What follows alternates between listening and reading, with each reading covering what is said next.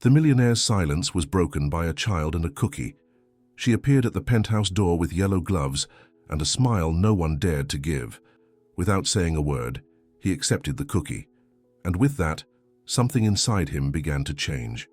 What seemed like just a curious encounter became the beginning of a transformation no one expected. If this story interested you, don't forget to subscribe to our channel and tell us which city you're watching from. We'll continue.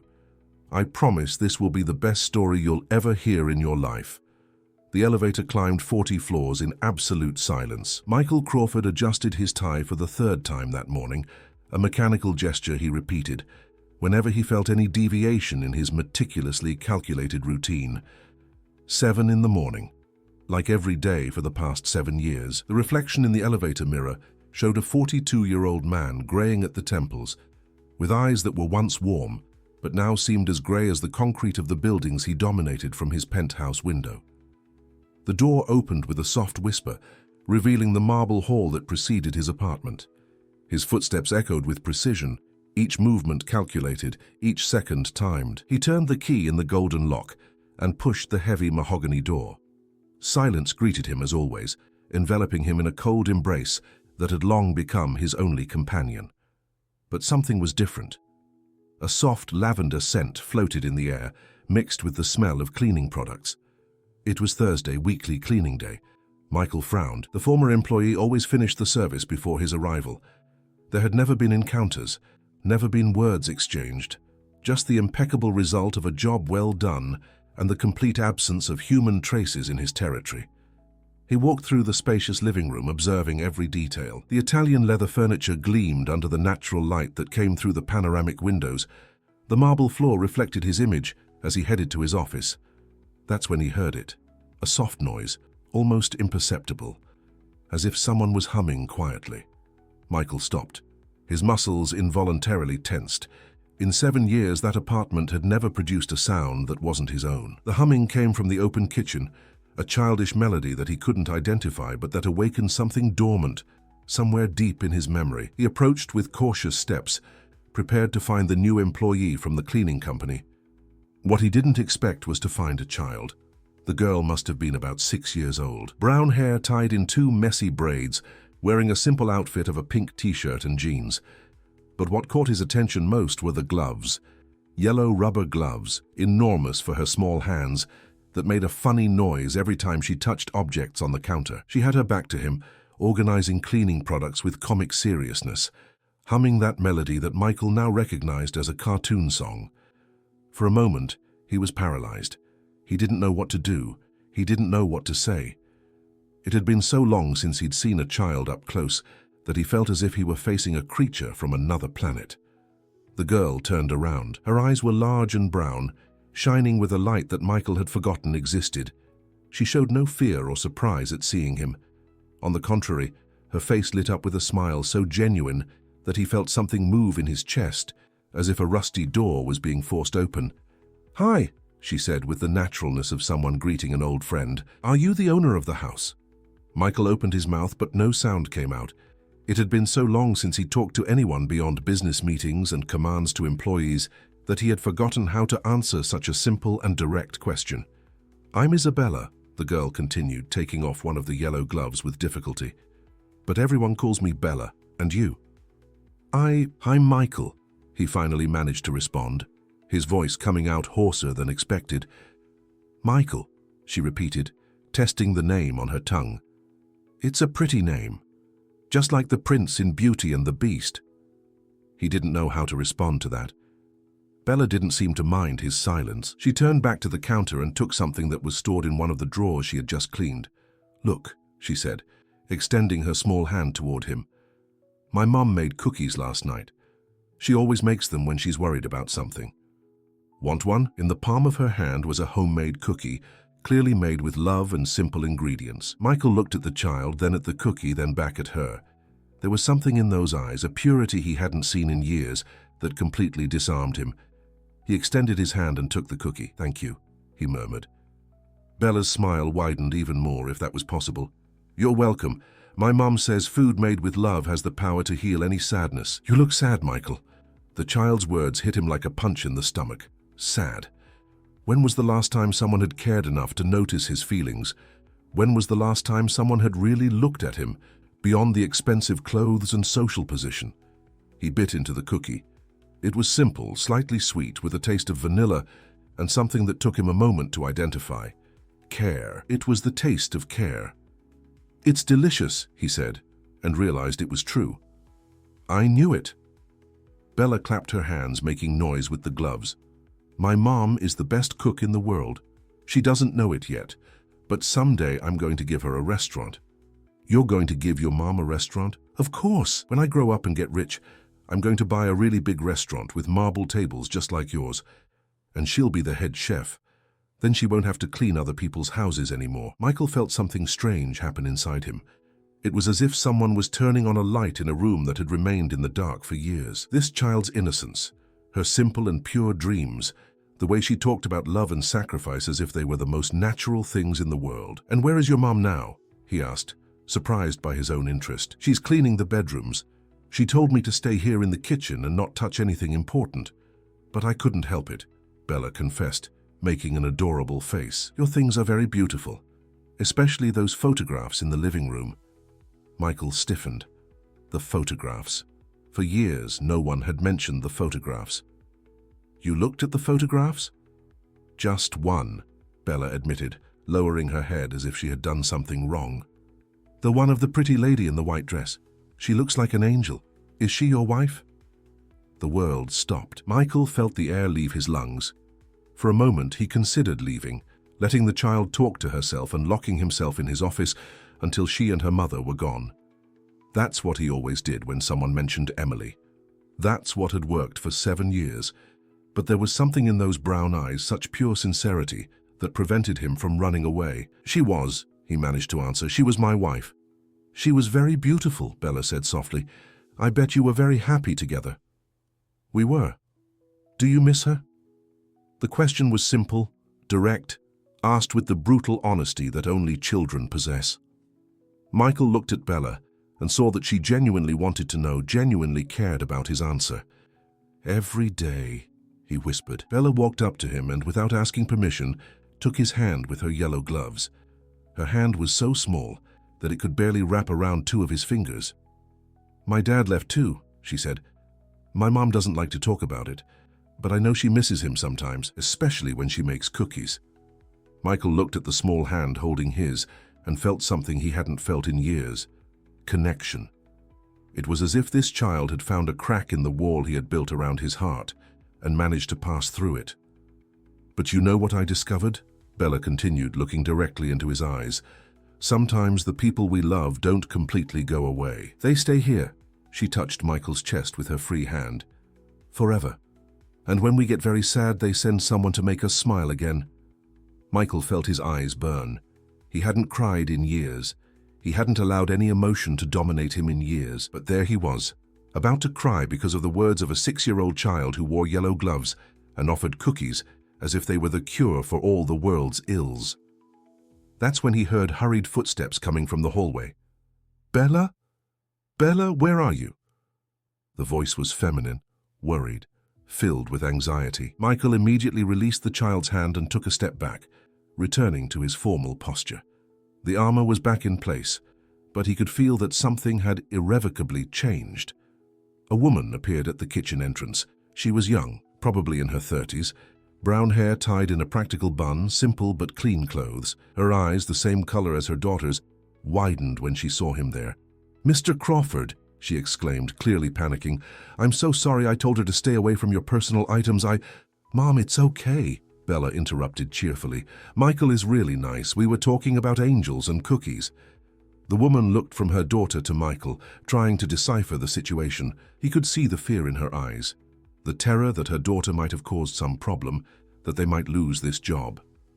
"There's no problem," Michael said, his voice returning to its usual formal tone. "She is well-mannered." "Thank you very much, sir. Bella, come here now. We need to finish the work." "Can I stay a little longer?" Bella asked, looking hopefully at Michael. "I haven't finished telling him about the sadness cookies."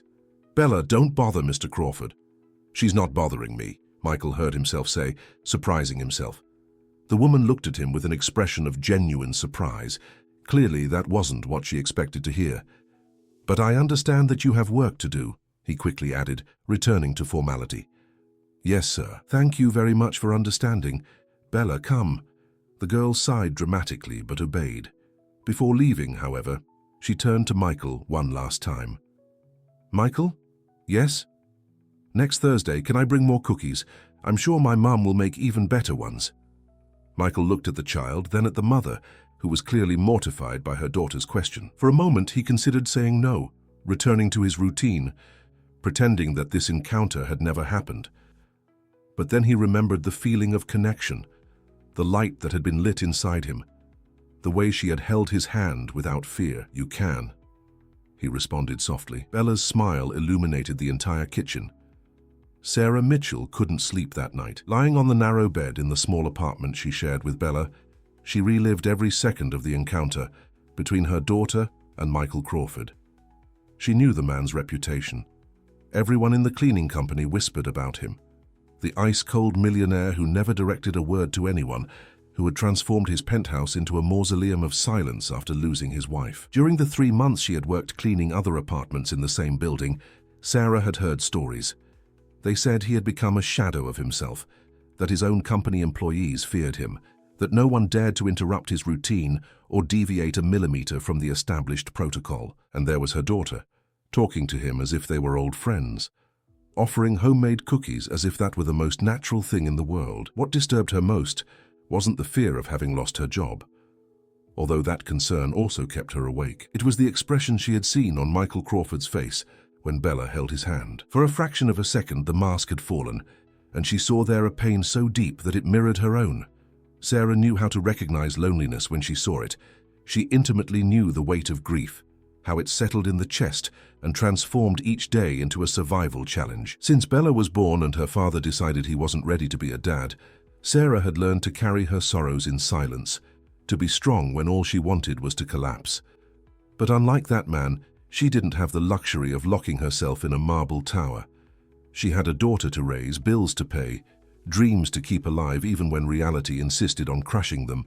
The next morning, while preparing breakfast on the 2-burner stove in the tiny kitchen, Sarah tried to explain to Bella the importance of keeping distance from employers. "My love, you understand that Mr. Crawford is our employer, right? People like us and people like him live in different worlds." Bella stirred the cereal in her bowl thoughtfully. "But Mum, he seemed so sad, just like you get sometimes when you think I'm not watching." Sarah felt her heart tighten. Sometimes she forgot how perceptive her daughter was. "Adults get sad sometimes, love. But that doesn't mean we should get involved in their problems." "But if everyone thought like that, nobody would help anybody," Bella replied with the relentless logic of children. "And besides, he liked your cookies." "I saw it in his eyes." Sarah sighed. How to explain to a 6-year-old child the complexities of social differences, the insurmountable abysses between classes, the danger of creating expectations where they shouldn't exist? "Promise, Mommy, that next Thursday you'll stay quiet while I work?" Bella made a face. "I can promise I'll try, but I can't promise I'll succeed. Sometimes my mouth talks before my brain thinks." Despite her concern, Sarah couldn't help but smile.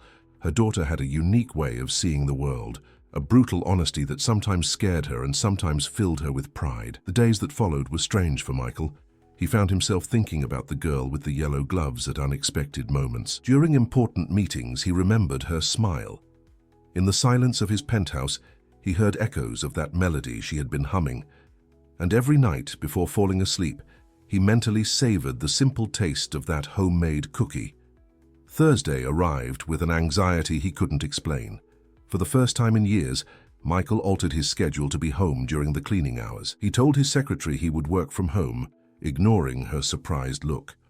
At 9 in the morning, he heard the keys in the lock. His heart accelerated in a way that disconcerted him. He was in his office, pretending to read reports, but all his senses were focused on the sounds coming from the rest of the apartment. He heard Sarah's low voice giving instructions to her daughter. He heard Bella's small footsteps in the hallway.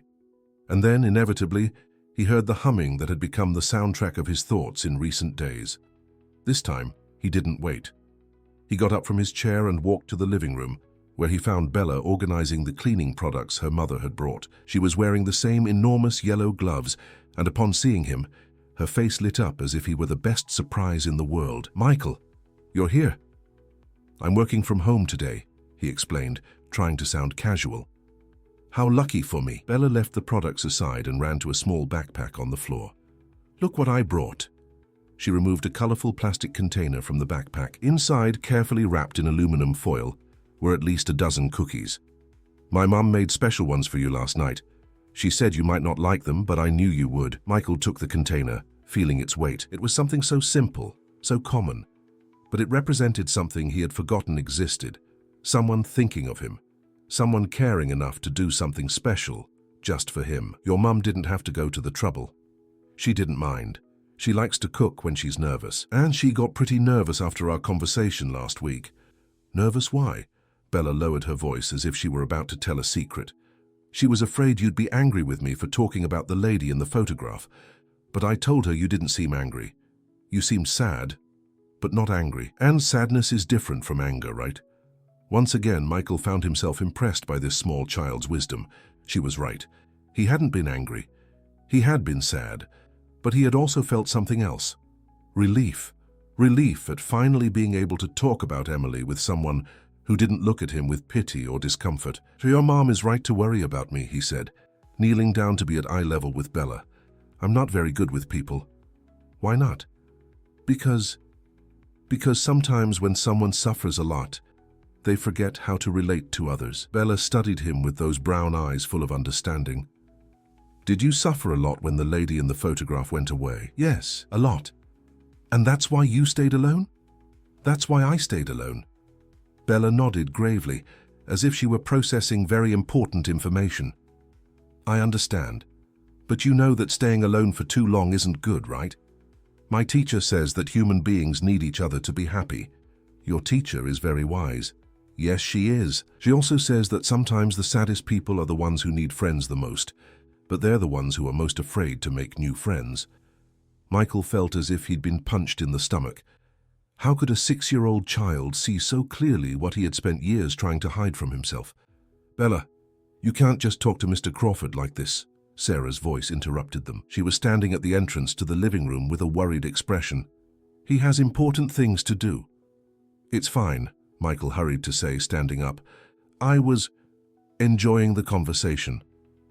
Sarah looked at him with surprise, exactly as she had done the previous week. He could see that she was trying to understand what was happening, trying to decipher why a man of his position would waste time talking to a child. "The cookies are delicious," he added, opening the container and taking one. "Thank you for going to the trouble." "It was no trouble at all, sir." "Michael," he corrected automatically, surprising himself. "Pardon me?" "You can call me Michael. Mr. Crawford makes me feel old." Sarah blinked several times, clearly disconcerted. "I don't know if that would be appropriate, Si." "Michael." The name sounded strange in her voice, but in a good way. It had been a long time since someone had said his name with care, as if he were something fragile and valuable. "Mom!" Bella suddenly exclaimed. "You can show Michael that drawing I made of him." "Bella!" "What drawing?" Michael asked, genuinely curious. Sarah turned red. "It's nothing important, just..." "Bella draws everyone she meets. It's a habit of hers. I want to see it." "She drew you smiling," explained Bella, ignoring her mother's mortified looks, "because I think you must have a nice smile even if you don't use it much." Michael looked at Sarah, then at Bella, then back at Sarah. There was something in the air between them, a tension he couldn't identify, but it wasn't uncomfortable. It was as if they were all waiting for something to happen without knowing exactly what. "I would really like to see the drawing," he said softly. Sarah hesitated for a long moment before opening her daughter's backpack and removing a folded paper. It was a drawing made with crayons, simple like all children's drawings, but there was something in it that made Michael's heart ache. The drawing showed a tall man wearing a suit, but with a big smile and bright eyes. Next to him, a small girl with yellow gloves held his hand. At the top of the page, written in the irregular handwriting of a 6-year-old, was, "My friend Michael." Michael held the paper with more care than he handled million-dollar contracts. When he looked up, both Sarah and Bella were watching him anxiously, waiting for his reaction. "It's the most beautiful drawing I've ever seen," he said, and every word was true. Bella's smile could have illuminated the entire city of New York. You can keep it if you want. I can make another one. I would love to keep it. I'll put it in a very special place, and that's exactly what he did. That same afternoon, Michael had the drawing framed and placed it on his desk, next to the photograph of Emily. For the first time in years, his desk contained not only memories of the past, but also the promise of something new. The following weeks brought a subtle but noticeable change in Michael Crawford's routine. His Thursday meetings were mysteriously rescheduled, always to other days. His secretary, Marcy, who had worked with him for more than 10 years, noticed the change but didn't dare question it directly. Michael had become less harsh with employees, less impatient with delays, and surprisingly, had even sketched some genuine smiles during meetings. Mrs. Garcia, the housekeeper who had cared for the penthouse for years, was the first to notice the most evident changes. The framed drawing on the desk, the cookie container always present in the kitchen, the sound of laughter echoing through the corridors on Thursday mornings. And most importantly, the different light in Michael's eyes, as if someone had lit a candle in a room that had been in the dark for too long. "Mr. Michael," she said one Thursday afternoon, after Sarah and Bella had already left, "may I make an observation?" Michael looked up from the papers he was pretending to read. In truth, he had spent the entire afternoon thinking about the conversation he'd had with Bella about dreams. The girl had told him she wanted to be an astronaut to plant flowers on the moon, and he found himself imagining what it would be like to have such pure and impossible dreams. "Of course, Mrs. Garcia. You seem different, lighter, and if I may say so, more like the man you used to be." Michael felt a tightness in his chest. Mrs. Garcia had been hired by Emily and was one of the few people who had known his previous version, that man who laughed easily, who made plans for the future, who believed that life could be generous. "I don't know what you're talking about," he replied, returning his eyes to the papers. "I know it's not my business, sir, but that little girl, she has a gift for seeing kindness where others only see coldness." Michael remained silent, but Mrs. Garcia continued. "Mrs. Emily would be happy to see you like this. She always said you had so much love to give, and that one day someone would come along to remind you of that." The housekeeper's words accompanied him for the rest of the week.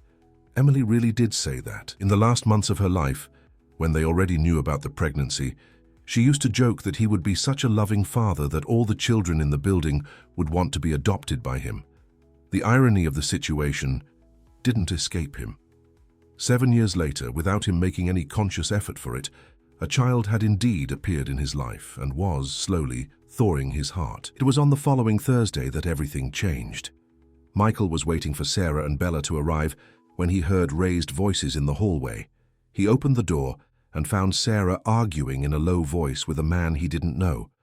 Bella was at her mother's side, holding her hand tightly, with a frightened expression on her small face. "I don't want any arguments here," Michael heard Sarah say. "This is my workplace."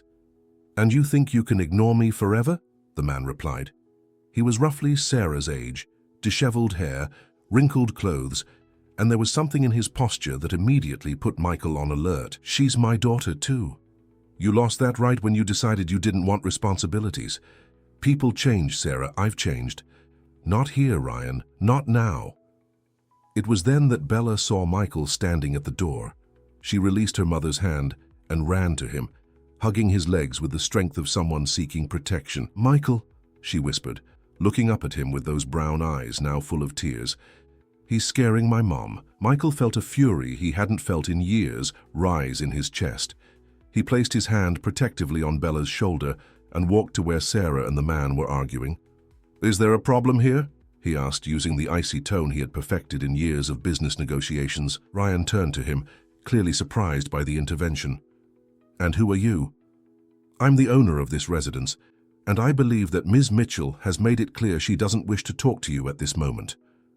"This is a family matter," Ryan replied, trying to assert himself. "It doesn't concern you." "When it happens at my door, it concerns me." Michael could feel Bella clinging to his leg, and this intensified his determination to protect her.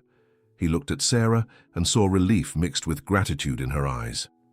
"Sarah," he said softly, "why don't you both come in? Let's leave the gentleman to resolve his personal matters at another time and place." Ryan stepped forward, clearly irritated. "Listen here, whoever you are." "Mr. Ryan," Michael interrupted. his voice now loaded with an authority that came from years of commanding board meetings. "I suggest you leave before I call the building security." For a moment, Ryan seemed to consider confronting him, but something in Michael's look made him reconsider. He looked at Sarah one last time. "This isn't over," he said before heading to the elevator. As soon as the elevator doors closed, Michael knelt down to Bella's height, who was still clinging to him. "It's all okay now," he said softly. "He's gone." Bella nodded, but Michael could see that she was still shaken. He looked at Sarah and saw that her hands were trembling slightly. "Would you like some tea?" he offered, surprising himself with the suggestion. Sarah hesitated. "We don't want to bother you with our personal problems. You're not bothering anyone. And besides," he added, trying to lighten the tension, "Bella still hasn't shown me what she brought in her backpack today." The comment worked. Bella perked up slightly and went to get her backpack. Sarah followed them to the kitchen, clearly still shaken by the encounter with Ryan.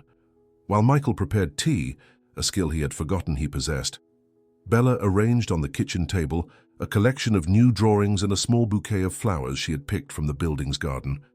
"The flowers are for you," she announced, "because flowers make places happier and I want your home to be happy." Michael took the small bouquet, simple daisies and some green leaves, as if it were the most precious arrangement in the world. "Thank you, Bella. They're beautiful."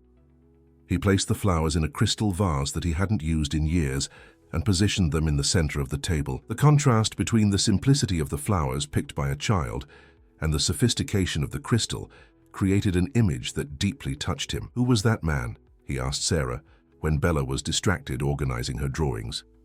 Sarah sighed, suddenly seeming much older. "Ryan was my boyfriend, Bella's father. He left us when he discovered I was pregnant, said he wasn't ready to be a father, that he had dreams to fulfill. And now he's back? A few weeks ago. Says he's changed, that he wants to know his daughter. But I..." She paused, looking at Bella. "I don't trust him. Bella doesn't remember him, doesn't miss him. Why bring this confusion into her life now?" Michael nodded, perfectly understanding Sarah's maternal protection. He himself was feeling a strange need to protect Bella, as if she was something precious that had been entrusted to his care. Does he have legal rights to see his daughter? Theoretically, yes. But he never filed any process, never paid child support, never showed any real interest until now. "And what do you think has changed?" Sarah hesitated, clearly uncomfortable. "I heard he's going through financial difficulties, and I also heard some people commenting about us. About us? About the fact that Bella and I spend time here. About you. About you being kind to us. People talk, you know." Michael felt a chill in his stomach. He hadn't thought about that. In his emotional naivety, he hadn't considered how his friendship with Bella and Sarah might be interpreted by others. "What kind of things are they saying?" Sarah turned red. "Bad things. Things that aren't true, but that can cause harm, especially to me, a woman in my position, alone, working for a rich man." She didn't need to finish the sentence. Michael understood perfectly. The whispers, the insinuations, the malicious looks. How naive he had been to think they could maintain that innocent friendship without someone trying to turn it into something sordid. "I'm sorry," he said. "I didn't think—" "It's not your fault," Sarah hurried to say. "You've been nothing but kind to us, but maybe it's better if we maintain distance, for everyone's good." Her words were like a bucket of cold water. Michael looked at Bella, who was happily drawing, completely unaware of the adults' conversation, and felt something break inside him. The idea of returning to silent Thursdays, to empty corridors, to the loneliness that had become his constant companion for 7 years, was almost unbearable. But he understood. He understood that the world was cruel to women like Sarah, who depended on jobs to survive and couldn't afford to have their reputations questioned.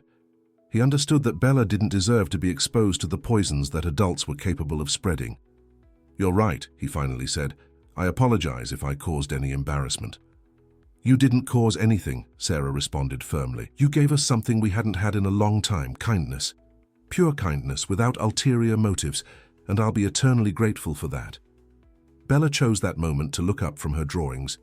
"Michael, are you sad again?" He forced a smile. "No, little one. Just thoughtful." Is thoughtful different from sad? Sometimes yes, sometimes no. Bella got up and walked over to him. Without ceremony, she climbed onto his chair and sat on his lap, something she had never done before.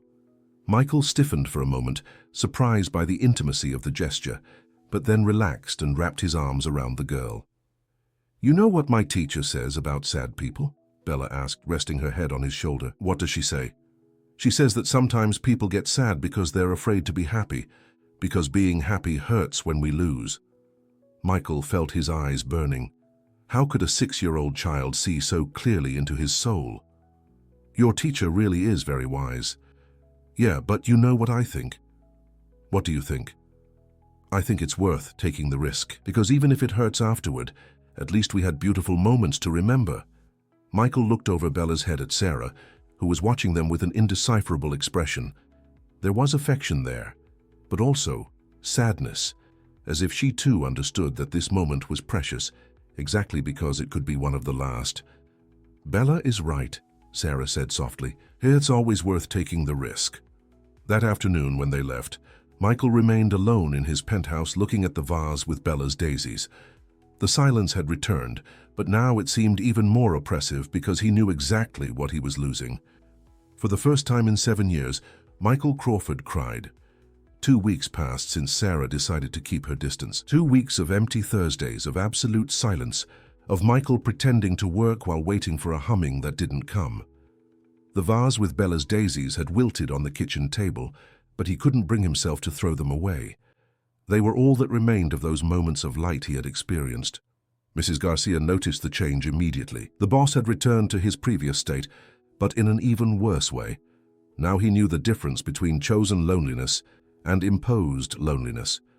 Now he knew exactly what he was losing. "Mr. Michael," she said one Thursday afternoon, entering the office where he pretended to read financial reports. "May I speak with you?" Michael didn't raise his eyes from the papers. "If it's about the new cleaning company, I already said you can hire whoever you think is best." "It's not about that." Mrs. Garcia approached the desk. "It's about you behaving like a fool." This time Michael raised his head, surprised by the housekeeper's frankness. "Excuse me? You heard me well. You're being foolish. That woman and that child brought life to this house for the first time in 7 years, and you're letting them go because of gossip?" "It's not just gossip, Mrs. Garcia. It's their reputation. Sarah needs to work, needs to support her daughter. I can't be so selfish as to harm them." "And who said you're going to harm them?" Michael sighed, finally setting the papers aside. "What do you mean?" "I mean that maybe there are other ways to resolve this, ways that don't involve you going back to being an ice statue." "What ways?" Mrs. Garcia smiled for the first time in weeks. "Have you thought about talking to them? Really? About what you really feel?" "Mrs. Garcia, Mrs. Emily didn't raise you to be a coward, Mr. Michael. She raised you to be brave, to fight for what's important." The housekeeper's words echoed in Michael's mind for the rest of the day. Emily always said he had a tendency to complicate simple situations, to create problems where none existed. "Sometimes," she used to joke, "the most obvious solution is the right one." It was on Friday morning that Michael made his decision. He cancelled all his meetings for the day and left home with a purpose he hadn't felt in years. He had Sarah's address, it was in the employee file of the cleaning company, and he also had a determination he hadn't known since before losing Emily. The neighborhood where Sarah lived was more than an hour away from his penthouse. It was a completely different world. Narrow streets, simple buildings, children playing on the sidewalks. Michael had never ventured into that part of the city, and he felt completely out of place driving his imported car through the modest streets. He found the building, a 4-story edifice without a doorman with paint peeling on the walls. He climbed the 2 flights of stairs to apartment 23 and took a deep breath before knocking on the door.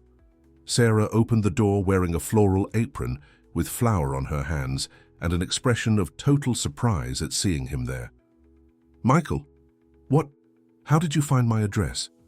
"We need to talk," he said simply. Sarah looked behind her, clearly nervous. "Bella is here, and I don't think it's appropriate." "Please, Sarah, 5 minutes." She hesitated for a long moment before opening the door completely. "Come in."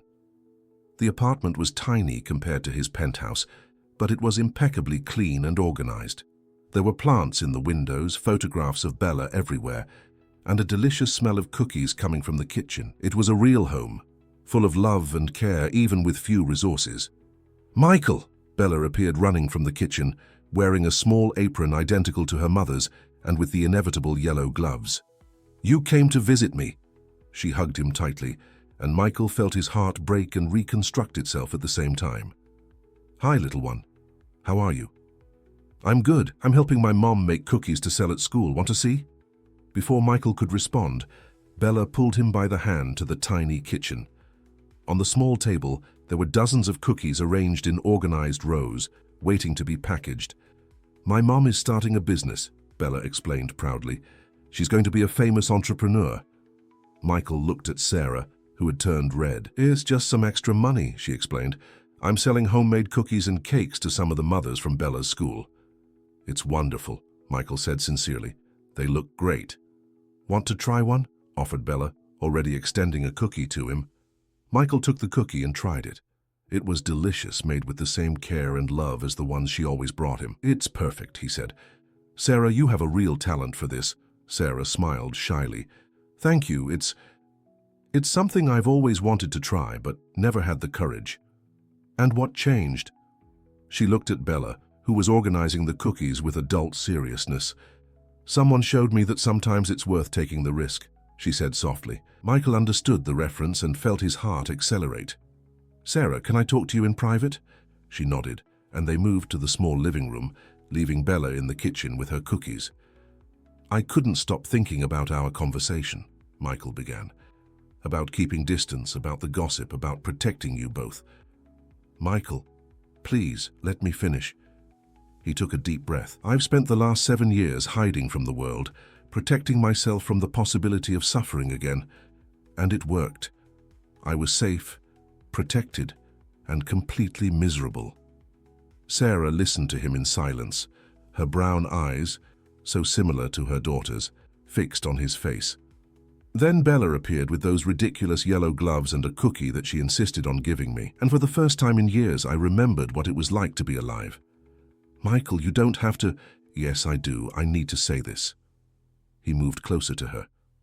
"Sarah, I fell in love. I fell in love with your daughter first, with her purity, her joy, her way of seeing kindness where everyone else sees coldness. And then I fell in love with you, with the mother who raised such a special child, with the strong woman who faces the world alone and still manages to make magical cookies when she's nervous." Sarah's eyes widened, clearly not expecting that confession.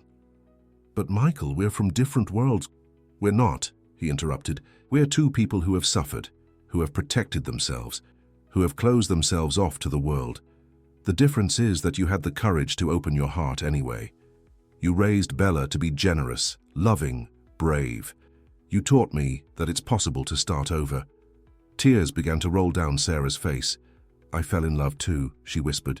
"With you, with the gentle man who hides behind all that coldness, with the way you look at my daughter as if she were a treasure, with the man Emily loved and who still exists, even if wounded." Michael felt as if his heart would explode with happiness and relief. "Then why are we separating?" "Because I'm afraid," Sarah admitted. "Afraid of not being enough for your world. Afraid that people will judge you for being with me. Afraid that Bella will get used to something that might not last. And what if I say none of that matters? What if I say I'd rather face any gossip, any judgment, anything, than go back to living without you both? Michael, marry me." The words came out of his mouth before he could think about them. Sarah froze, looking at him with wide eyes. "What?" "Marry me," he repeated, now with absolute certainty. "I know it's crazy. I know it's too fast. I know it seems impossible. But Sarah, I spent 7 years, half alive. You both brought me back. I don't want to waste even one more day pretending I can live without you." "Michael, are you sure? I have a daughter. I come from a simple world. You have a wonderful daughter who taught me to smile again. You come from a world where people make cookies when they're nervous and offer unconditional love. You're everything I didn't know I needed." Sarah began to cry harder, but now they were tears of happiness. "Mom, why are you crying?" Bella appeared at the entrance of the living room, holding a cookie in each hand with a worried expression. Michael knelt down to be at her height.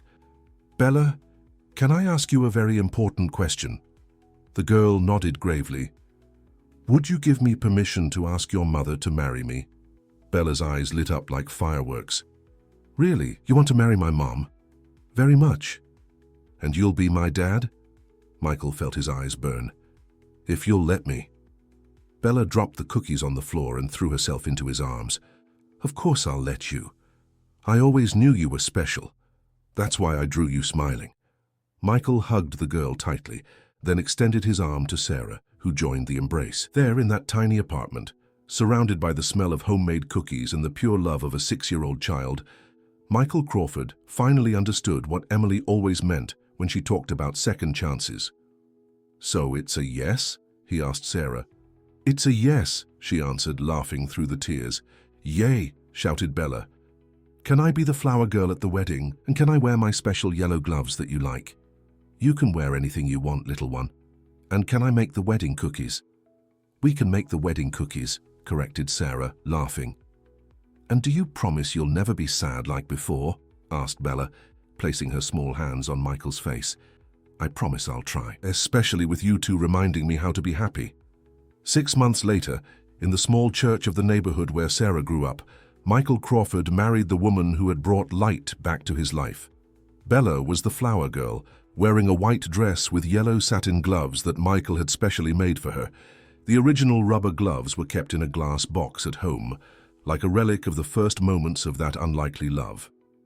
During the ceremony, when the priest asked if there was any impediment to that marriage, Ryan appeared at the back of the church. But instead of protesting, he approached Sarah. "I came to apologize," he said quietly, "and to say that Bella is in good hands. I see how he looks at you both. It's how a man should look at his family." Sarah nodded, accepting the apologies with the grace she had always shown. "She will always have a father," Michael said firmly. "A father who chose to be here." Ryan agreed and left the church in silence, leaving the forming family to continue their celebration. The party was simple in the parish hall, with cookies made by Sarah and decorations organized by Bella's own hands. Mrs. Garcia cried more than the bride, and even Marcy, Michael's secretary, admitted that she had never seen her boss so radiant. During the newlyweds' waltz, Bella approached the main table carrying a wrapped box.